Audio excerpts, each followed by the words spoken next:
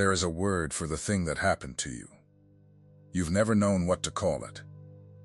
For years you've carried it like a stone in your pocket. Nobody else can feel that moment. Or those moments when the ordinary world went thin and something behind it looked back at you. You were standing at a kitchen sink, or driving home on an empty highway, or sitting in the back of a church you'd stopped believing in. And suddenly the air changed. Your skin knew it before your mind did. The hair on your arms lifted, your throat tightened, and a presence vast, holy, older than the mountains filled the room, and you understood, without a word spoken, that you were not alone and never had been. And then it passed, and you went back to washing dishes, and you never told anybody. Because how do you tell somebody that? How do you explain the feeling of standing in front of something so much bigger than you that it should have crushed you, and instead it held you? Chosen one. There is a word for that, a real word. It's been waiting for you your whole life, and tonight I'm going to hand it to you. Because the moment you have the word, you stop thinking you imagined it. You stop wondering if something's wrong with you. You finally understand that what you felt was not a malfunction. It was a visitation. The word is numinous. Say it slowly. Numinous. It comes from an old Latin root numen, which meant the nod of a god. The felt presence of the holy. Not the idea of God. Not the theology of God. The raw, terrifying, tender nearness of God pressing in on a human being who was not expecting it and could never have earned it. That's the numinous. It is the difference between reading a letter about the ocean and standing on the shore with the wave breaking over your feet. And here's what most people miss. They spend their whole lives assuming those moments were coincidence, a trick of tiredness, a rush of emotion. They file it away and they never go back. But you couldn't file it away, could you? It kept coming back to you at strange hours. It haunted you the way only true things haunt a person. And that, chosen one, is the first sign that you are not like the others. Because the ordinary heart forgets the holy the moment it becomes inconvenient, but the chosen heart cannot forget. It circles back. It aches. It remembers. So let me tell you what's really been happening in those moments. And let me tell you through the people who came before you, the ones in the old book, who felt exactly what you felt, and who also had no word for it, and who also walked away shaking. Think about a young man named Jacob. He wasn't a holy man, let's be honest about that. He was a schemer. He cheated his own brother out of a birthright, tricked his half-blind father with goatskin on his arms, and now he was running for his life, out into the wilderness, with nothing but the clothes on his back and a guilty conscience heavier than any bag he could have carried. Night fell. He was alone in the middle of nowhere, and he did what a desperate man does. He found a stone, put it under his head for a pillow, and he lay down in the dirt to sleep. Now stop right there, because I want you to feel where Jacob was. He was at the lowest point of his life. He had run out of tricks. He had run out of people to fool. He was a fugitive, sleeping on a rock in the dark. And if there was ever a man who felt abandoned by God, it was him that night. And that exact spot is where heaven opened. He dreamed. And in the dream he saw a stairway, its foot planted on the earth, and its top lost in the light of heaven. And angels were going up and coming down on it. A highway of glory, running right through the dirt where he lay. And above it all stood the Lord himself. And God spoke to him, spoke promises over a cheat and a runaway, promises of land and descendants, and a presence that would never leave him. And Jacob woke up. And listen to what he said. This is the whole thing. This is the numinous in one sentence, spoken by a man 3,000 years before anyone gave it a name. He looked around at the empty desert, at the ordinary rock, at the same dirt he'd fallen asleep on, and he said, "Surely the Lord is in this place, and I did not know it. I did not know it." Chosen one, do you hear yourself in that? Surely the Lord was in that kitchen, and I did not know it. Surely the Lord was on that highway, in that hospital waiting room, in that quiet bedroom at 3 in the morning, and I did not know it. The presence was there the whole time. You just didn't have Jacob's word for it yet. And then he said something even more important. He was afraid. He said, "How awesome is this place? This is none other than the house of God, and this is the gate of heaven." Afraid, a grown man, trembling in the dark, not because something threatened him, but because something holy had drawn near. And that's the part nobody tells you about the numinous. It isn't warm and fuzzy. It isn't a comfortable little glow. When the truly holy comes close, the first thing it does is undo you. It humbles you. It makes your knees weak, and your words dry up in your mouth. There is a fear in it, not the fear of danger, but the fear of standing too close to something so pure that your whole life suddenly looks small and unfinished in its light. If your holy moment left you shaken, chosen one good, that's how you know it was real. The counterfeit comforts you cheaply. The genuine article rearranges you. But here's where it gets real, because Jacob only had one night on that rock. And you've had these moments again and again, haven't you? Which means the question isn't whether God is near. The question is why he keeps drawing so near to you specifically. What is it he's trying to say through all that trembling and all that light? Let me take you to another man, a man on the run, just like Jacob. But this one was running from something much darker. His name was Moses, and by the time we find him, he was an old shepherd on the far side of the desert. He'd once been a prince in Egypt. Now he was nothing, a fugitive minding another man's sheep, a man whose great dreams had all burned to ash 40 years before. 40 years, chosen one, long enough to forget you were ever meant for anything, long enough to make peace with being ordinary. And then he saw the fire, a bush, burning on the mountainside. Nothing strange in that the desert is hot. Brush catches fire. But this bush burned and was not consumed. The flames rose and rose, and the branches stayed green, and something in Moses, the same something that's in you, turned aside to look. That's all it takes, by the way. A heart willing to turn aside. Most people walk right past the burning bush of their own lives because they're too busy, too tired, too certain they already know how the world works. But Moses turned aside, and a voice came out of the fire and said, "Take off your sandals, for the ground you are standing on is holy ground." Now think about that. That ground had been there the whole time. Moses had probably walked past that very mountain 100 times over 40 years. Same dirt, same rocks, same scrubby bushes.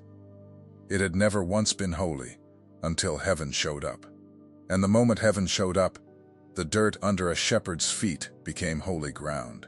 And the man had to take off his shoes because he was standing in the presence of the living God. That's the numinous, chosen one. It doesn't require a temple. It doesn't require a cathedral or a mountaintop or a special day of the year. It can fall on a kitchen floor, on a factory shift, in a car, in a parking lot outside a job you hate.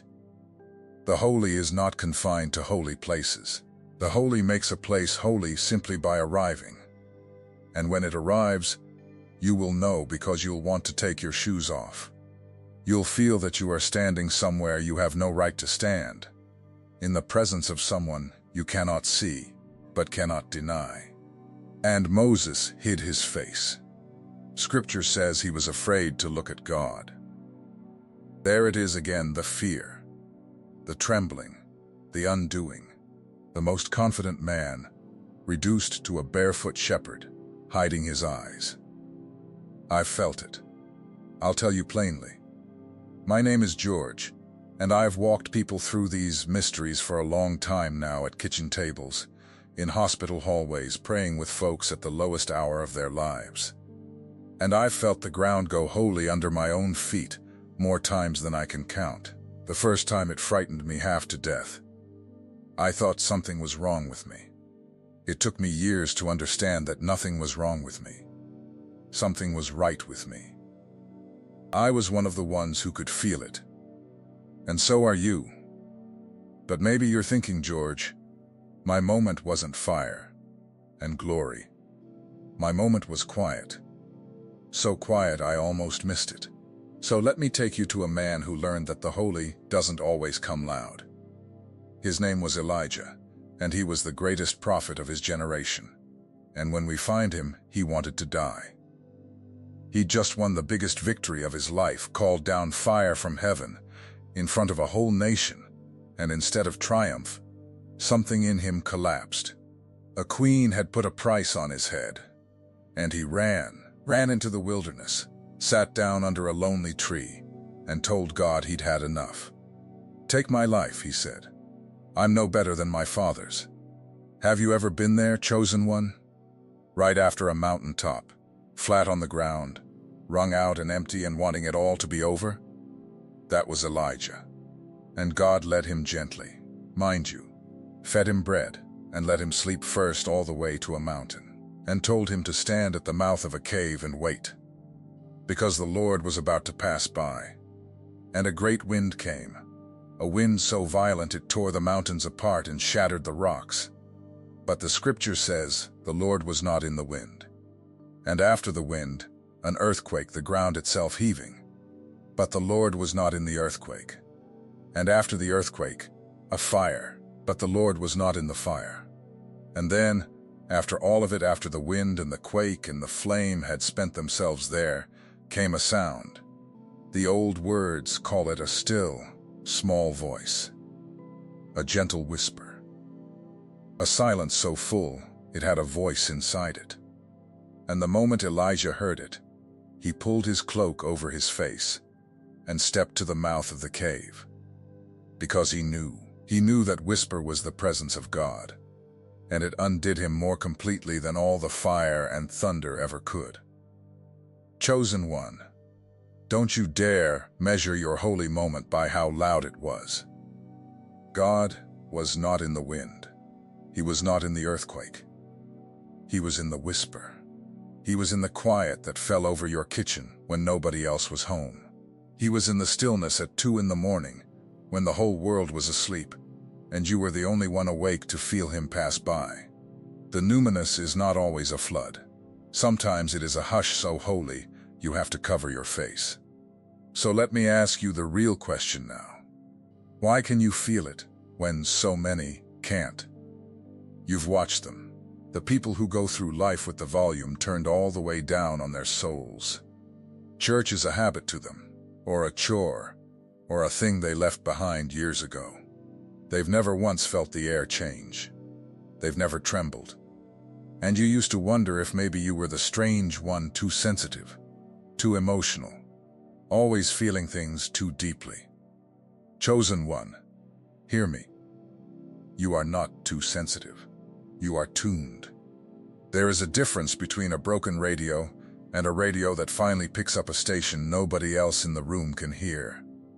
You have spent your whole life thinking you were broken, when the truth is you were receiving.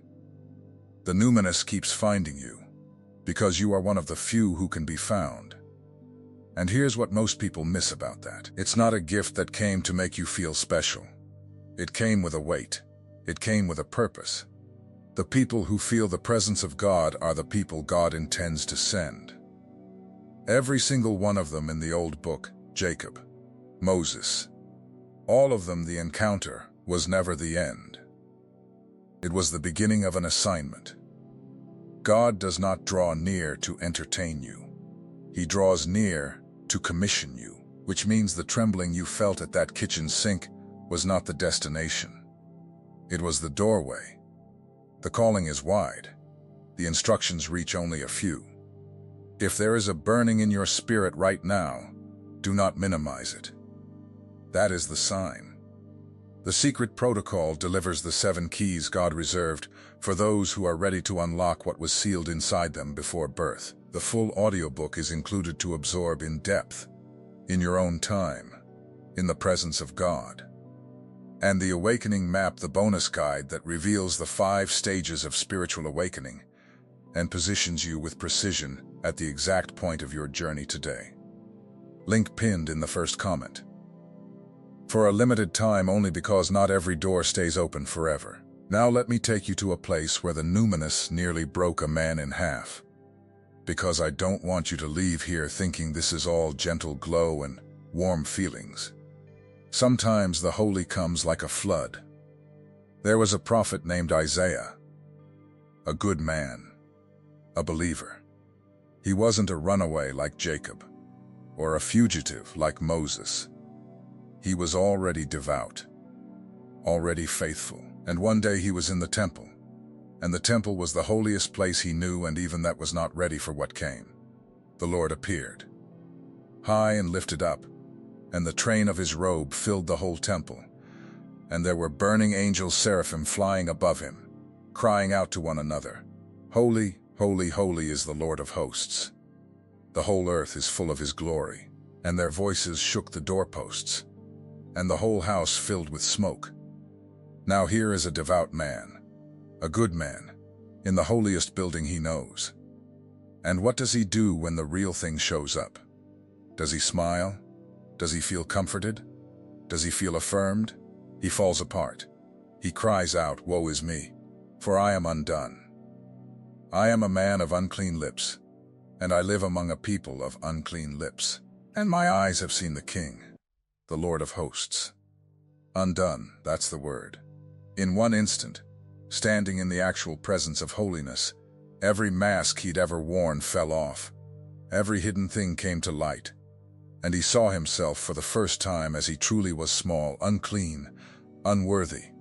Not because God was cruel, but because that's what light does when it's strong enough. It shows you everything. Chosen one. If your encounter with the holy ever left you feeling not proud, but exposed, not lifted up, but laid bare, you are in the finest company the old book has to offer. That exposure is not condemnation. Watch what happens next. One of the burning angels flew to Isaiah, carrying a live coal from the altar, and touched it to his mouth, and said, "Your guilt is taken away, and your sin is atoned for." The very fire that revealed his uncleanness became the fire that cleansed it. The holiness that undid him was the same holiness that remade him. And only then, only after the trembling, only after the undoing, only after the cleansing did God ask the question, "Whom shall I send? Who will go for us?"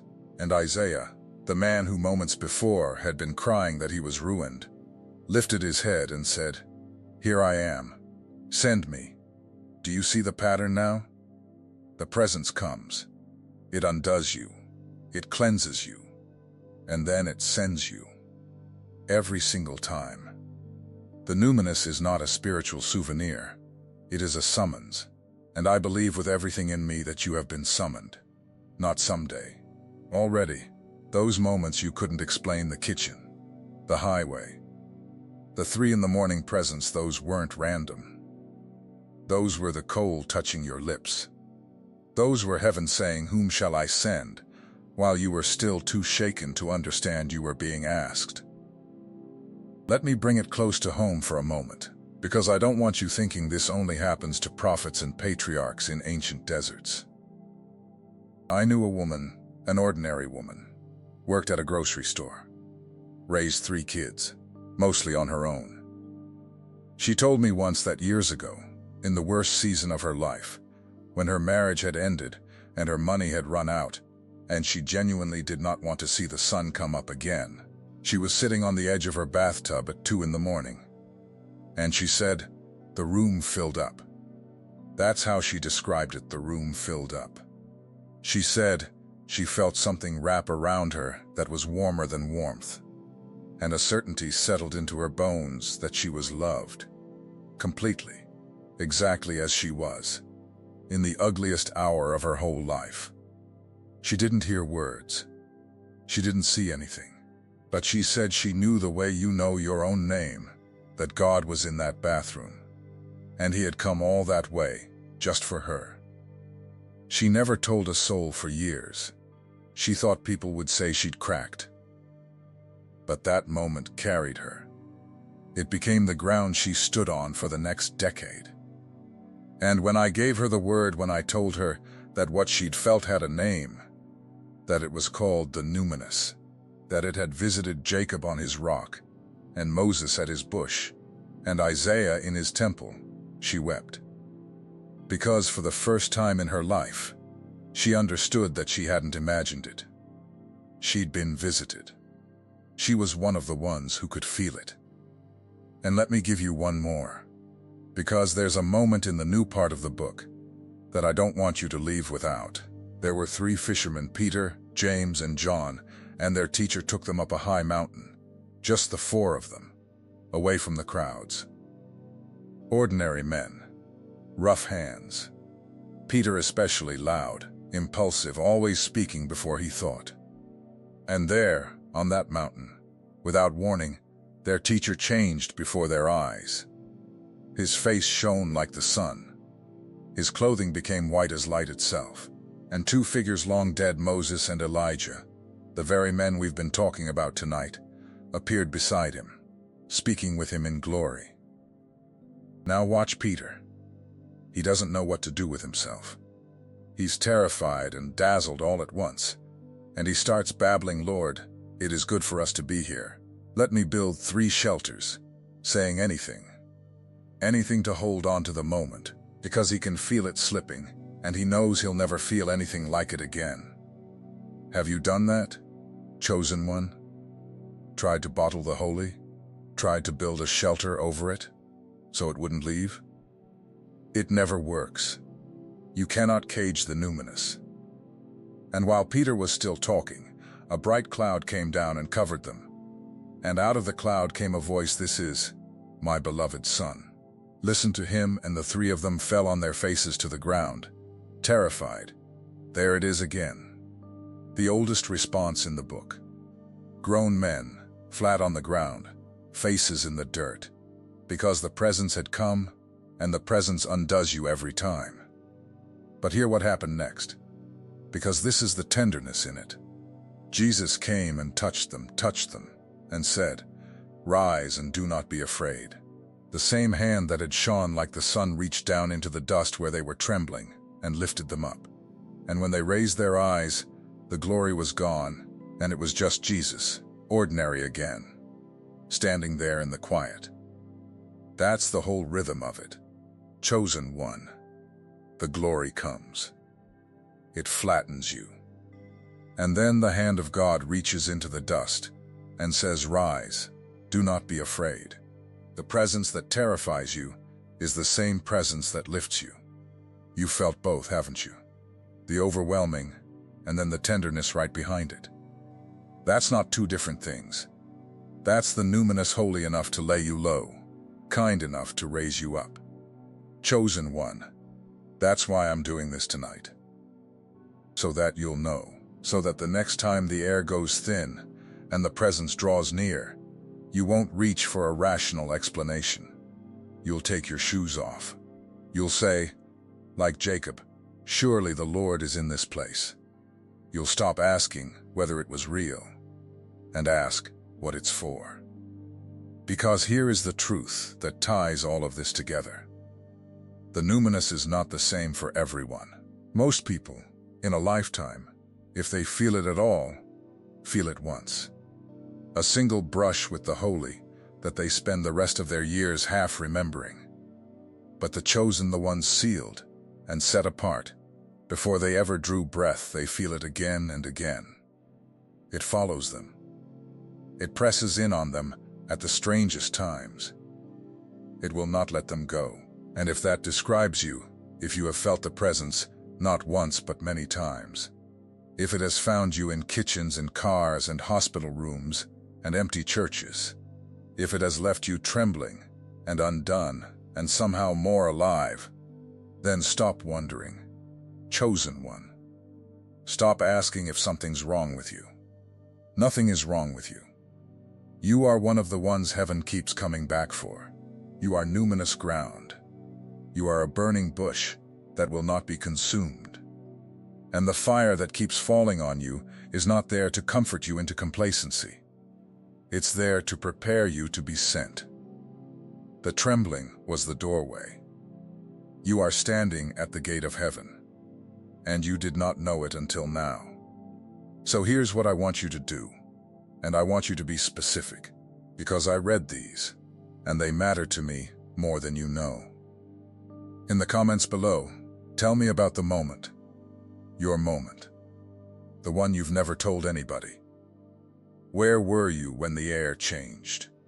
What were you doing when the presence came? You don't have to explain it perfectly.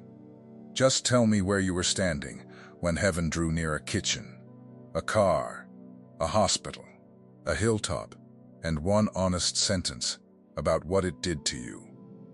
I want to read every single one. And I want you to see, when you scroll through the replies, that you were never the strange one. There are more of us than you ever imagined. This channel is created without ads and without platform income. If these messages have touched your heart, strengthened your faith, or helped you during a difficult moment, and you'd like to support this work, you can use the CR code on your screen or the contribution link in the pinned comment. Thank you for walking this path with us.